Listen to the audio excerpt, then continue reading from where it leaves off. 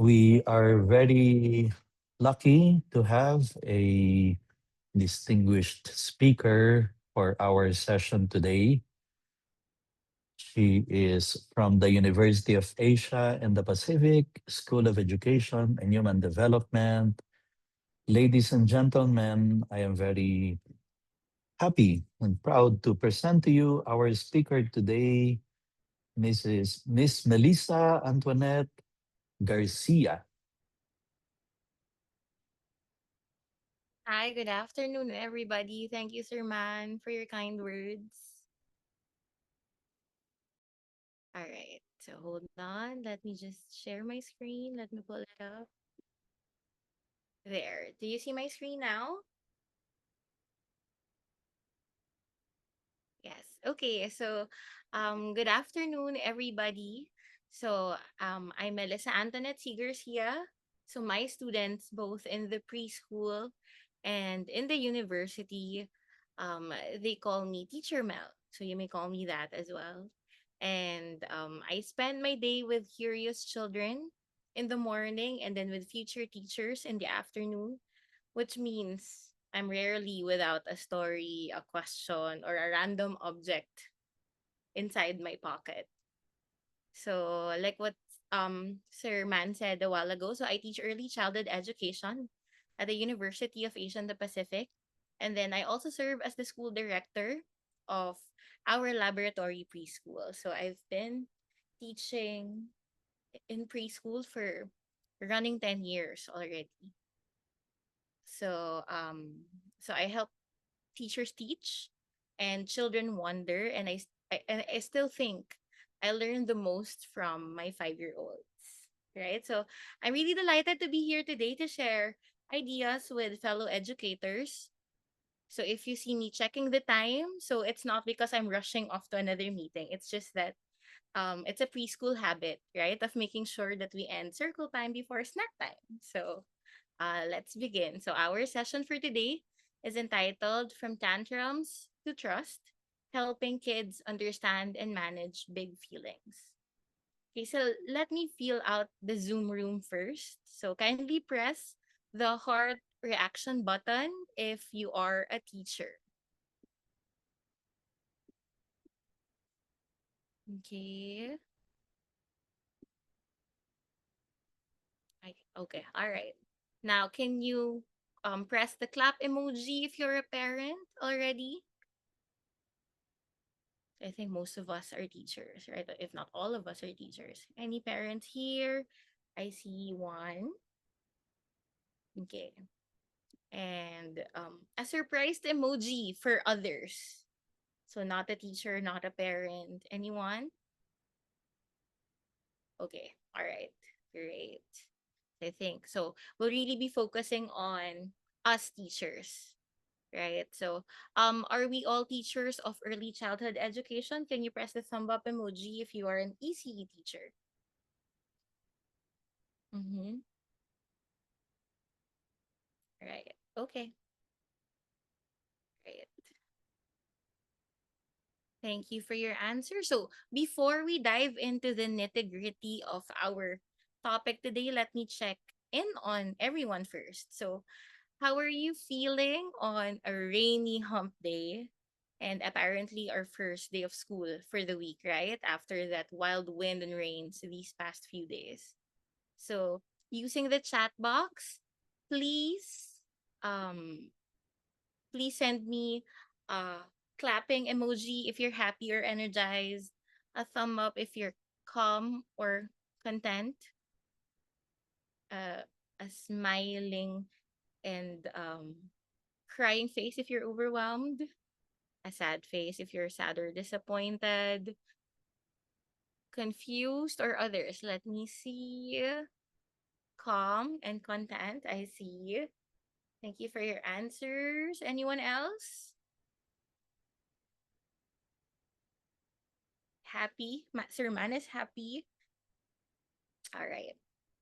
Okay, thank you very much for the participation. Now, so this will be our session at a glance. So we'll talk about the foundations of emotional regulation, and then what co-regulation is and how we adults can share our calm. And then I'll talk about some teacher toolkit that we can use, and if and when we have time, we can have a Q&A. Right? So you see, as early childhood educators, we've seen it, right? It's part of our routine, if you may say. So the meltdown over a broken crayon, the shouting inside the classroom or along the hallway, the child who just shuts down. So these moments, they test us. But if we look at it, they're also opportunities.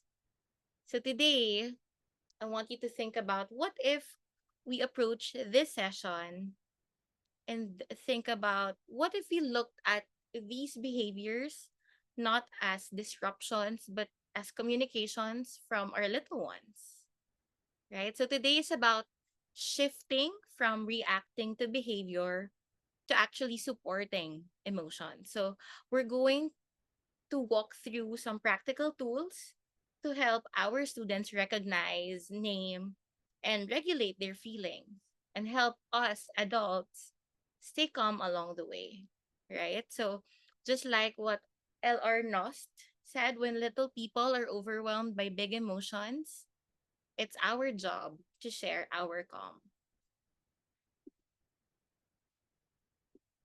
Okay, before going into the tools, let's make sure first that we're clear on what emotional regulation is and isn't. Now, using the chat box, you may type your answers, or you can just unmute and then tell me what your thoughts are. What words come to mind when you hear emotional regulation? When you hear the word emotional regulation, what pops into your head? Or what words do you associate with it? Control. Yes, when you're able to regulate, that means you're able to control your feelings, you're able to manage your emotions. Yes. Anything else?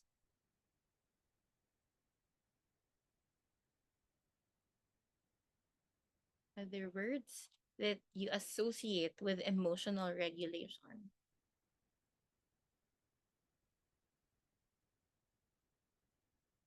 Thoughts and insights? Okay. Because when you try to regulate, you're thinking about your own thoughts, your insights on why you're feeling that way. Yes. So thank you for your answers again. So you see, there are certain misconceptions on what emotional regulation is. So I am happy that of your answers, because those are really what emotional regulation is. But before we get into that, some misconceptions.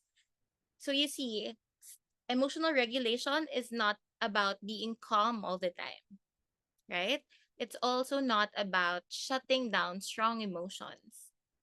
And it's not compliance or obedience. So, what is emotional regulation? Emotional regulation, the truth. So, emotional regulation is a process of noticing your feelings, understanding them, and choosing how to respond.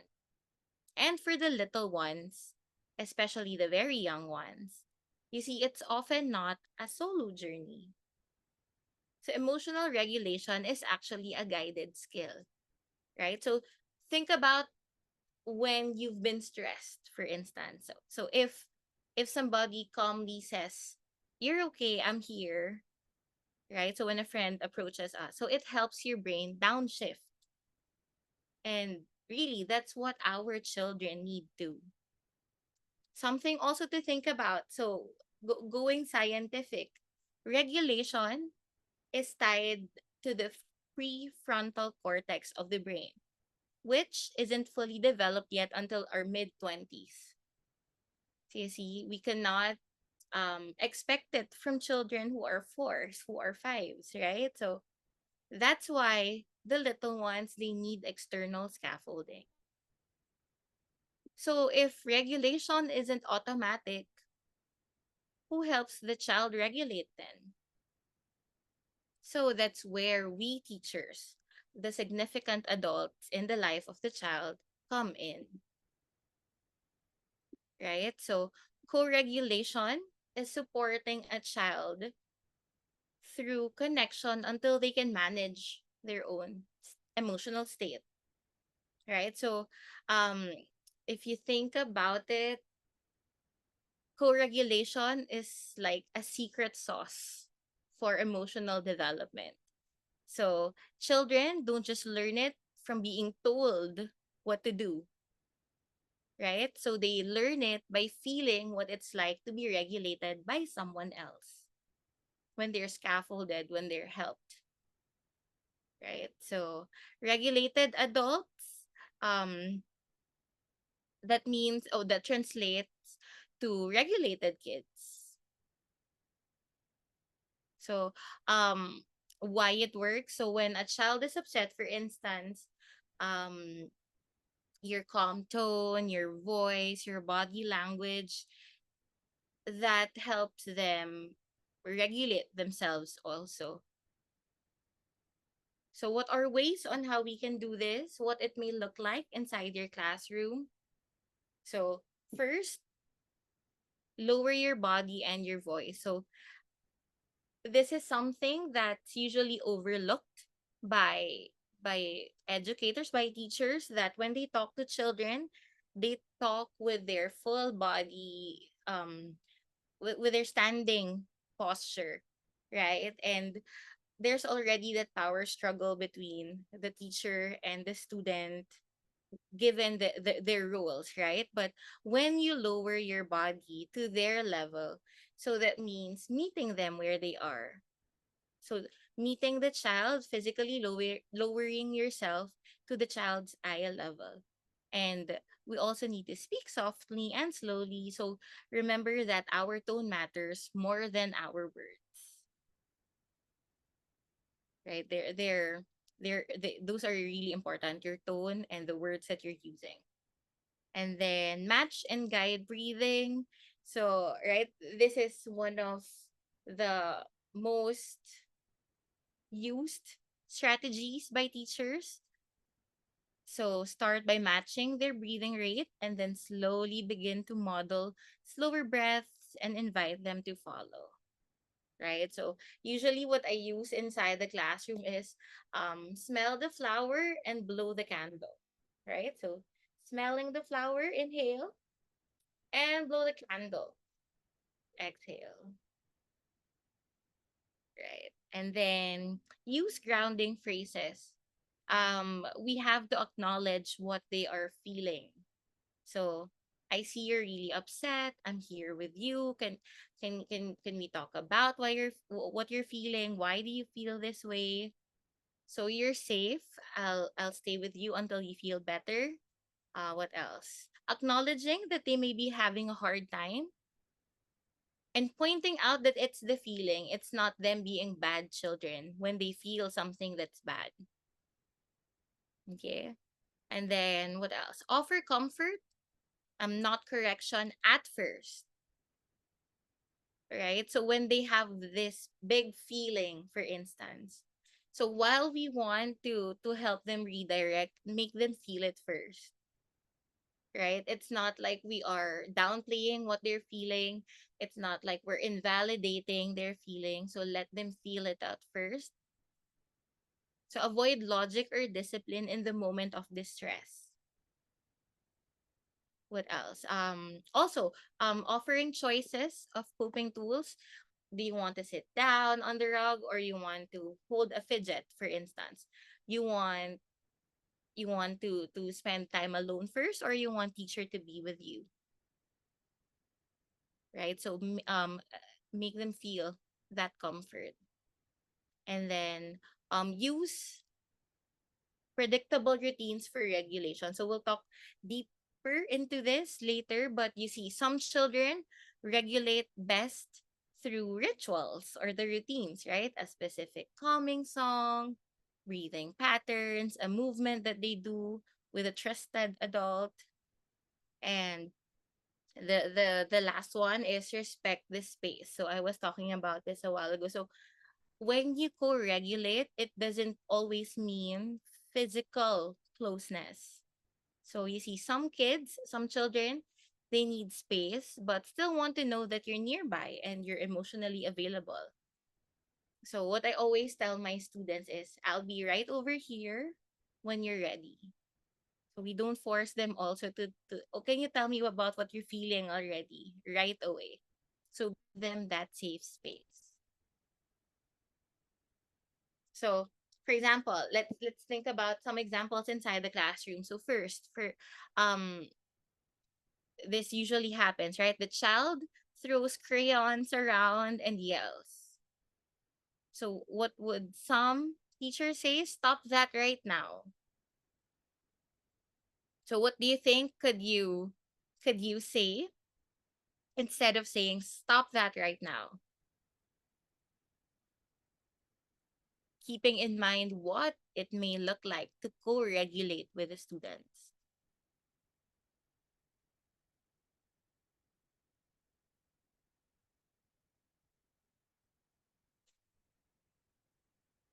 So you see, instead of saying the no's and the don'ts and the stops, again, lower your body and voice, you kneel down, use your more quiet voice, and then we can say, I understand that it was upsetting.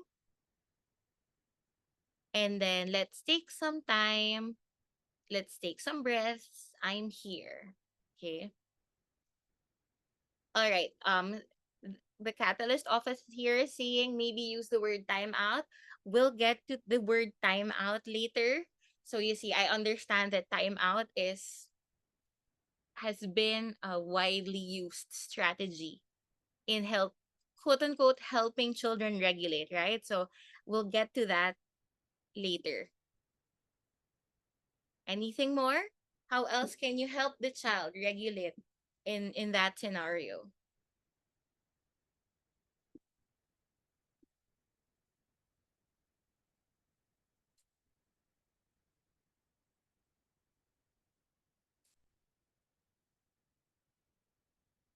So while you're thinking, so you see, in my classroom, when I help them regulate, when I help them calm down, I ask for their input, right? So this is something that works well because when you involve them in the decision making, for example, inside the classroom, they have more agency over um following, over observing what those practices inside the classroom are. So, for instance, here I mind mapped what helps them regulate, right? And we try to incorporate these things inside the classroom, right? So calm down corner, these came from from the children themselves. So we put up a calm down corner. So meditating, so when a child, for instance, there are specific children who they like listening to soft music when they're feeling big emotions, so we provide that for the child also. And then love, some children they want hugs, they want to be near teacher when they're regulating. Resting, so we try to provide all of these things. So that's your tool number one, right? Co-regulation. And then for the second one, is helping children name the emotion. So the problem could be it's not only that they cannot regulate themselves yet, but it might be because they can't even name what they're feeling, right? So if we want children to regulate their emotions, they first have to recognize and name them. But you see, most children, even some adults, are running on tiny emotional vocabulary. So this now is about how to grow the language of children, right? So most children, according to research, most children um default to 3 to 4 basic emotional labels. What do you think are these 3 or 4 basic emotional labels? So the usual feelings of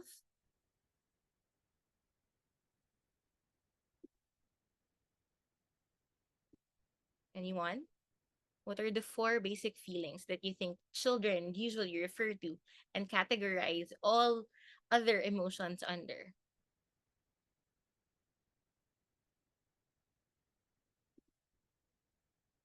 Right, correct. So there's happy, there's sad, mad, and scared. Correct. Thank you for that, Miss Francel.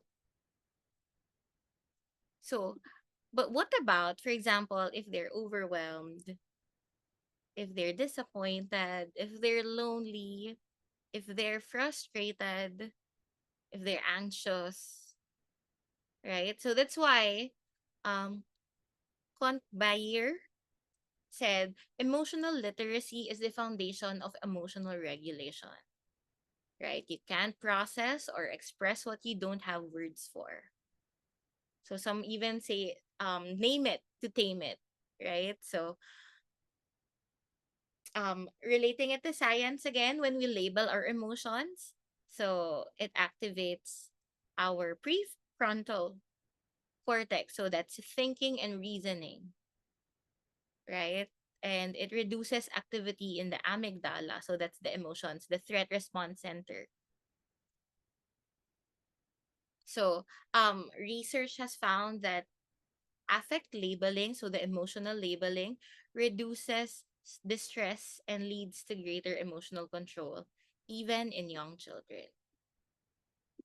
So, what might this look like? How can we help our children name emotions? So, number one, so a usual tool that teachers use is a feelings wheel for young learners. So, it can simplify complex emotions into developmentally appropriate clusters.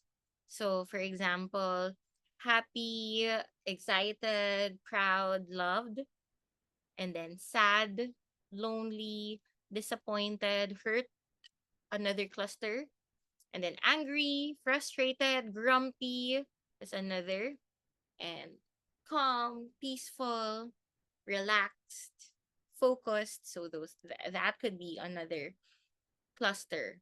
So when you use a feelings wheel, a pro tip is for us to use visuals with faces. We can also use colors. Now we can even use emojis, right? To increase accessibility for our non-readers, because we're talking about young children, right? Apart from the feelings wheel, we can also do daily feelings check-in. So, um, at the start of the day, for instance, when you have your meeting time, when you have your circle time, you can start the day by checking in. What are you feeling today? How are you feeling today? So, possible tools that you can use for that, you can use magnetic mood boards, you can have emoji cards, you can even have color coded zones, right? And for older children, for especially for instance for my kinder students, feelings journals or mini whiteboards where they can write and draw. You see, these things could be repetitive, and there's beauty in that repetition. So, repetition equals fluency, and children need consistent practice to expand their vocabulary. And when you talk about it in class, you see, it's a learning opportunity for others. So, some children might have a wide vocabulary already, and their classmates would learn from them talking about how they're feeling for today, right? And then we also integrate it into the routines and transitions. So you can ask them, for example, before eating, so how are you feeling after our story time? And then after eating, did anything happen that changed your feeling? So again, it's related to checking in on our students. And you see, it also highlights that feelings shift constantly, right? So throughout the day, it's not like they're sad all throughout or happy all throughout. So you're also building that awareness of that um internal emotional landscape. Okay. And then another is use faces, gestures, and mirrors.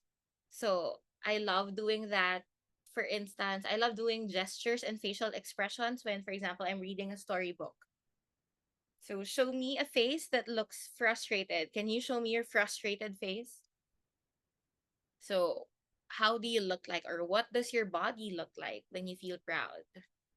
So mirror play, kids can look in the mirror while practicing facial expressions, and they can label also what they see and connect it to the word.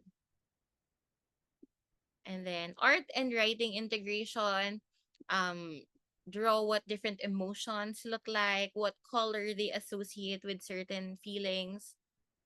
You can also provide sentence stems. For instance, my blank face looks like blank, right? And intertwining it with literacy, you can also make mini emotion books or a one page, like one page per feeling. So you can have words there that when I feel worried, I like to blank, right? And lastly, I think this is very important. Teach emotional gradients, right?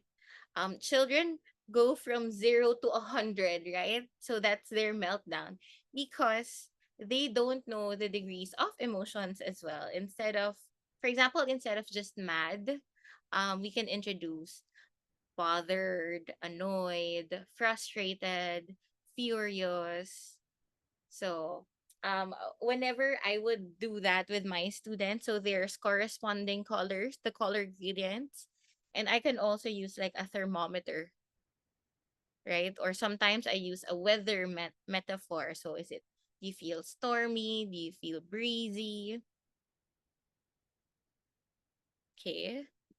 Now, I'll show you actual examples of some tools that I use inside the classroom.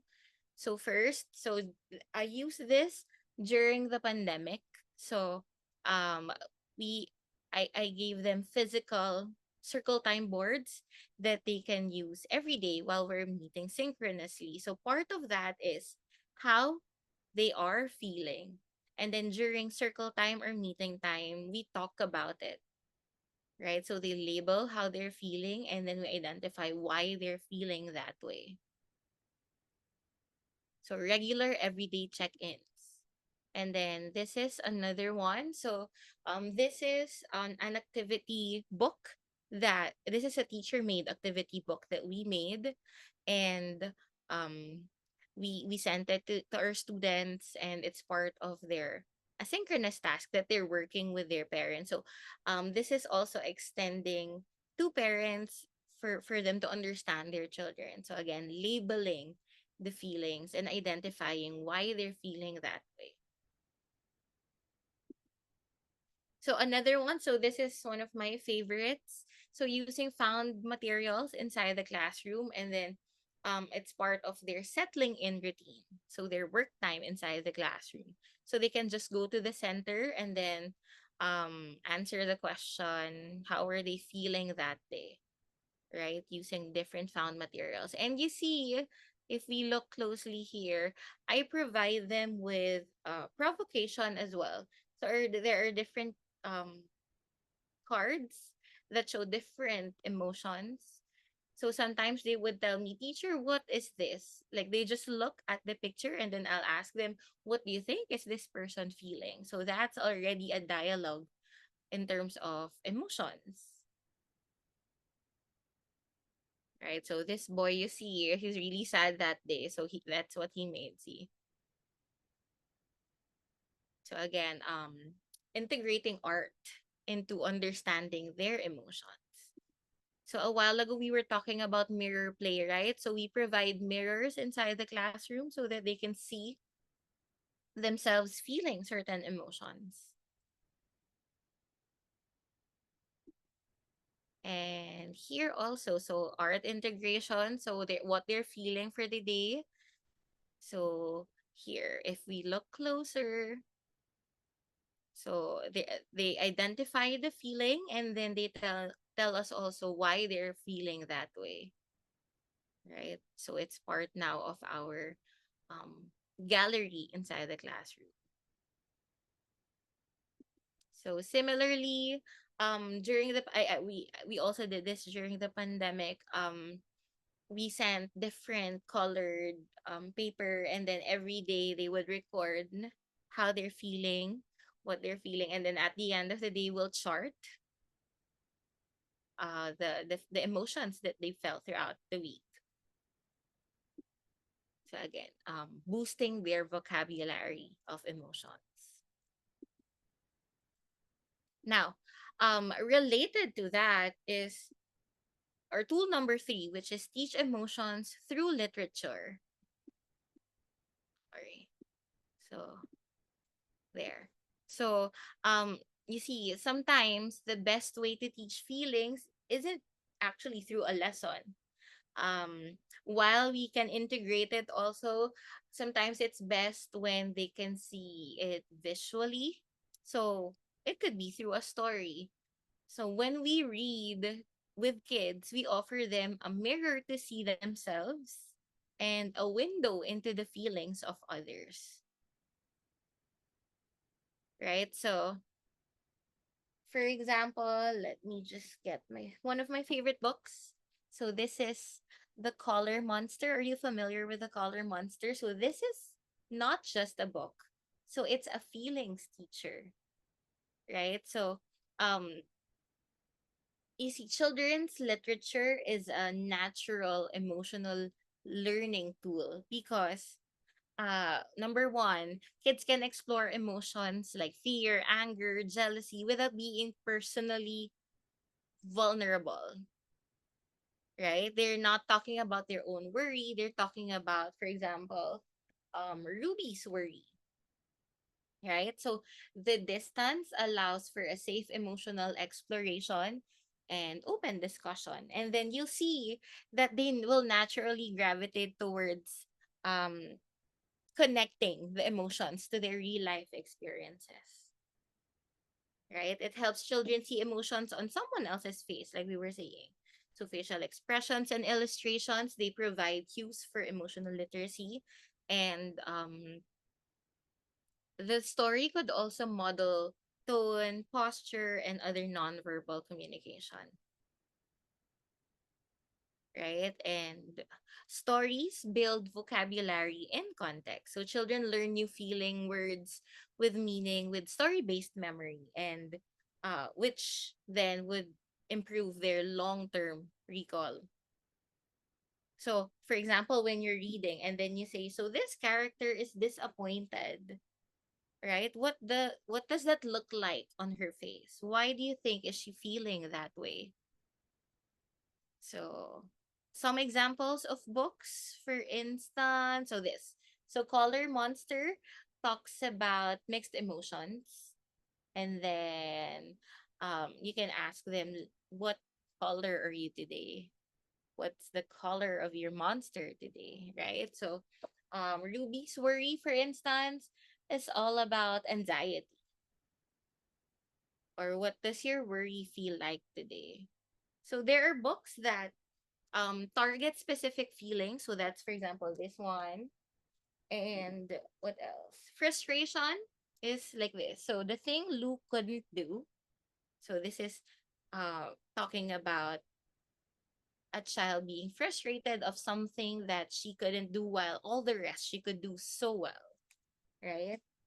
um One of my favorites again, so the most magnificent thing, not being able to live up to what you have in mind as a child, right? So you want to do something, but when you do it, it doesn't translate. So how do we help children there then? So this talks about growth mindset as well. What else? So those are specific, very specific to emotions, but then there are also some books which are more general, talking about several, a lot of emotions in just one book. So, How Are You Feeling Today by Molly Potter could also be How Do You Feel by Anthony Brown. And oh, this is another one of my favorites. So the day the crayons quit. So they'll see the different emotions um that are felt by the crayons because of how the child used the crayons. What else? Another is here, The Way I Feel by Janan Kane. And another favorite of mine is In My Heart, A Book of Feelings by Joe Wittek. Seriously, of a lot of possibilities with literature. And you see, we don't even need to spend so much because we now have like books for less. We have book sale, we have biblio. So really just taking the time to really sift through so those books, right? So again, this is one of my favorites, which is The Color Monster. And you see, using literature, you can include all the rest of what we talked about a while ago. So, um, so for instance, I have here. So, um, Color Monster, we were talking about feelings gradient, right? So we can do those with this. And you see, um, this one is the check-in, the everyday check-in. So when they go inside the classroom, so they would choose what they're feeling already. How are you feeling this morning? Right? So again, testing and expanding their vocabulary and involving them while we are at it. So for instance, hold on, let me try to share my sound. Okay, there. So let me just play it. I didn't say goodbye. Yeah, we are. I only wear my shoes. Okay. All right. We're gonna say goodbye. Almost. Aria, close. There. So um you see sometimes so this one I love it. I love it because I also have the plushies. So it's a reminder for them of the different emotions, the different feelings. And you see it doesn't just stop there. So if we want our students to understand their feelings better, we can also contextualize these. So for instance, so here, so after talking about their feelings using the color monster, for instance, so we can encourage them also to write their own stories about feelings, emotions, the context of where that happens. So you see, you might feel, but that's a lot for a child, right? But you see, there's a lot of what infinite possibilities and capabilities in children, right? So something that it might take time, but these projects really help them it makes emotion and emotional literacy, quote unquote, sticky to them. So it's a good way for them to remember it in the long term. So writing stories, so we start with just their drawings, for instance, and then a small caption of what they want at the beginning, middle, and end. So when we're doing this, this is actually scaffolding them as well. And in the early childhood setting, it's integrating emotional literacy into other literacies, right? And then we move on, for example, to here. So they made their own um feeling monsters, and then they label what they're feeling and why they're feeling that way. So my name is I feel because, so they write that down. Also, so again, based on the initial beginning, middle, and storyline, so they can um dig deeper into it. So if you'll see here, so beginning, Where are the puppets? What are they doing? So these are the scaffolds also. So if you can help me read, so it says they play on their own in school, right? And then what was the problem? They got confused and bored. And what was their solution? Play blocks together. And then after that, actually, they presented these. They had a puppet show in front of their parents, and even everything was made by them. Even the puppet show box was made by them. So the story was by them. The puppets were by them. And again, these are grounded in the goal of making them understand emotions better. So you'll be surprised. So this happened last school year. So throughout the school year, they would always refer to the activities. Remember when we talked about the color monster, feeling this way, feeling that way? And then remember the story that this classmate, for example, wrote. So that group wrote about this. So they again, they're helping regulate each other inside the classroom through the experiences we provide them. Okay. And then tool number 4. So again, a while ago for tool number 1, they said one of the students said calm down corner, right? So this is an actual strategy that actually helped. So what it's not, so sometimes emotion might be too big for words for the little ones. And in those moments, we need to offer children not a lecture, not a redirection, but a landing space, a landing spot, somewhere where they can re-regulate, somewhere where they can regain control of their bodies and feel safe again. So that's what the calm down corner is. So what it is not. So let's clear up a few myths again about a calm down corner. It's not a timeout spot. So remember a while ago, we're so used to using timeout, um, and so we prefer not to use that anymore, right? It's not a punishment space because usually when we refer to calm down corners as timeout space, that is equated to punishments already, right? And we say when we say timeout, it's a place of isolation, right? And when you're put on timeout, it's a behavior control tool. Because why? Because that's a response to a misbehavior. Now, what a calm down corner is, it's actually a sensory informed, emotionally safe space where students can, number one, regulate their breathing, reconnect to their thinking brain, re-enter the classroom community at their own pace, at their own time when they're ready, and when they can do so with autonomy, meaning they be the ones to say, no, I'm already ready, teacher, I'm ready to go back and join the class. And when they do that, it's the shaming part is not there anymore.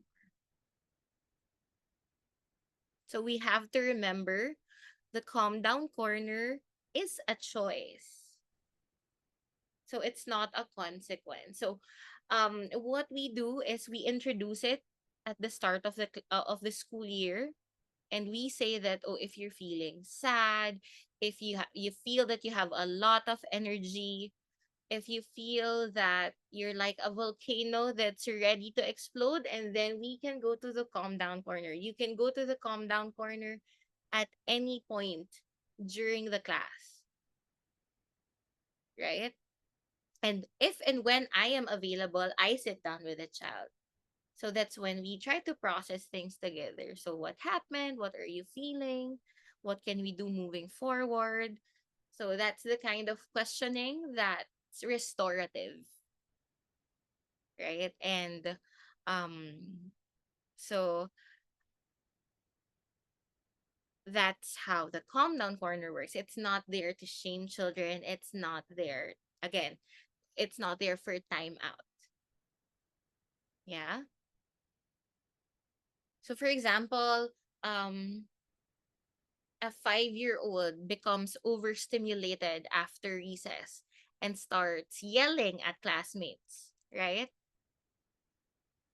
So when that happens, if you've introduced the calm down corner at from the very beginning, there's a chance that the child will try to regulate and go there independently, right? But in case that they're not, and then you go to the calm down corner with them, right? It's not that you'll put the child in the calm down corner because it will have the same effect as a timeout corner, right? And then you can process it with them. For example, looks like we need your body's asking for a break. So we can sit at the calm down corner together and then let me know when we're ready to come back, right? So sometimes also there could be thinker tools that are there in the calm down corner to help regulate the child. So you see, calm down corners, they only work when students are taught how and why to use them long before that crisis moment, right? So teach the routine of using it. So introduce the space, model the use, and then there, reinforce it. So for example, so here, um, the feelings volcano, I made this together with them. So when we were describing feelings, so every year this changes. So the colors, the colors are already there. So and then I ask them, what emotions do you associate with these colors? And then on the other side, what can we do if and when you feel that kind of emotion? And then here, for instance, so in the calm down corner here on top, so there, this is a provocation for meditating because a while ago, right, you saw that one of the children said they like meditating when they're feeling a lot of emotions. And these are actually tactile for the more sensory children if they need to fidget or to touch something with their big emotions and then they're provided. Some children want peace and quiet. So there are books over there. So more sensory things. So the breathing ball is also there. We also have what do you call this? These I forget what they're called, but the puppets there. The puppets. And for more um visual learners, we even have kaleidoscope. So when we talk about the calm down corner, we try to provide tools that will help them regulate based on what their learning preference is. So if they're visual, we have the kaleidoscope. If they're tactile, we have these as well as the puppets. If they're bodily kinesthetic, so we can have them walk or back and forth in the calm down corner. If they're what do you call it? If they're auditory, so that you can have their rain machine, for instance. So again, there's no hard and fast rule of what your calm down corner will look like. It will really depend on the individuality of your class, understanding what they need and how these might help them. And tool number 5, trust building routine. So we've talked about co-regulation, feelings, vocabulary, stories, calm spaces. But the truth is, none of those tools would stick and would be effective unless the environment itself feels safe. So that's what routines give us. So they tell, so again, going to science, right? So they tell the nervous system, you're okay, you know what's coming next, right? So you see the limbic system of our body is wired to detect threats and surprises. And for children, this is very high. The sensitivity of their limbic system is very high. So predictable routines equals fewer unknowns equals lower cortisol. Cortisol is the stress hormone, equals safer children, right? So the routines, they give children a structure, a place where their emotions could be inside. Like, think of them as train rails that keep the train on track, right? So when the children can predict the day, they stop bracing for impact and start engaging with learning. So, if you remember a while ago, so let me just go back to it. So, say, please listen to what the child is saying in this video. Done. Let me play it again. We can say goodbye. Yeah, we are. I only wear my shoes. Okay. All right. We're gonna say goodbye. Almost, Arya. There. So, you see, what is the child doing? The child is double checking on whether or not the routine will be followed. Because usually after hours story time, it's already goodbye time, right? And that child is actually an anxious child. So he's someone who really throws a fit, melts down into a tantrum when routines are not followed, right? So it's important that the routines are followed, especially for very young children. So, for instance, here, so um, this is a visual representation of the different routines for the different classes at the CD Center. So, work time, morning or afternoon meeting, outdoors, snack, learning lab, story time, and goodbye. So, it's basically the same, just fashioned differently for the different classes. But bottom line, at the end of the day, it gives them predictability, right? So if they know that this little bird, they call it Twitty bird. So when Twitty is already in in story time, for instance, there. So goodbye time is about to happen already. So again, predictability. Young children thrive in routines and predictability.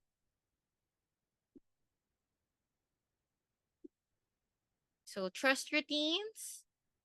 So morning reading rituals, daily feelings check-in, water break for reset, and repair rituals after conflict. So these are other routines apart from the everyday um, routines that could be integrated into the classroom.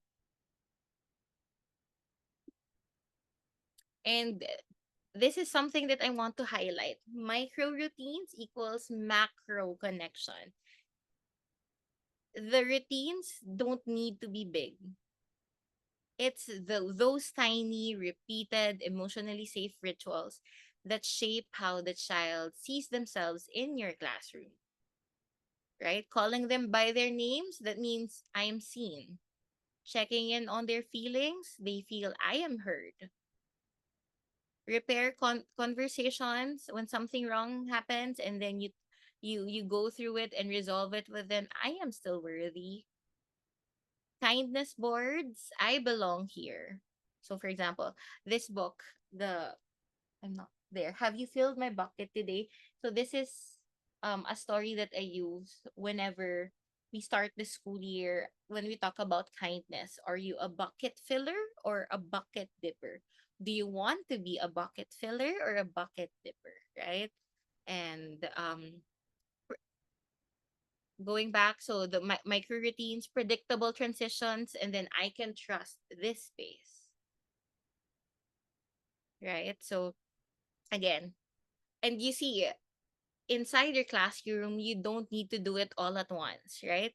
You can choose one trust building routine and then try it for a week and then see how it'll help your child, right? Now, the emotional climate of your classroom is built in these little routines, not the big intervention, right? Again, start small and then build up from that. Okay, so these are the references that I used for this presentation. And there. Thank you very much for participating. So should you have questions, just let me know. And yeah, to end this, something that you can think about, something to reflect on. So what's one strategy from today that you'll try tomorrow, right? So try to think about that and something that's actionable. And again, from tantrums to trust. So we're not just managing behavior, we're building emotional intelligence in these little creatures, right? That begins not with charts, not with consequences, but with our presence, with our patience, and with practice, right? So every calm moment you create is a lifelong lesson for a child in how to be human, in how to regulate their own emotions.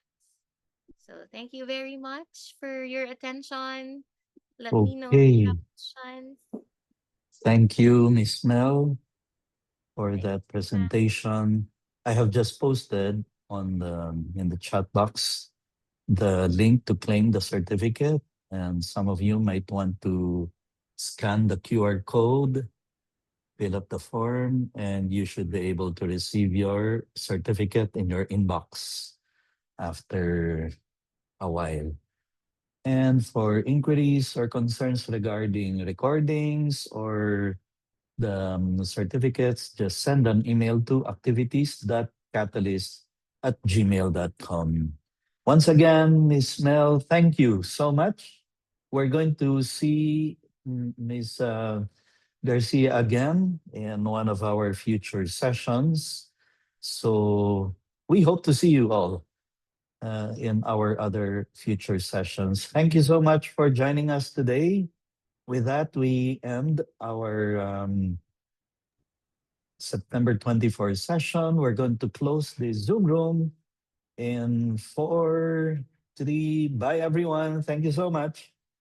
2 and 1. Bye.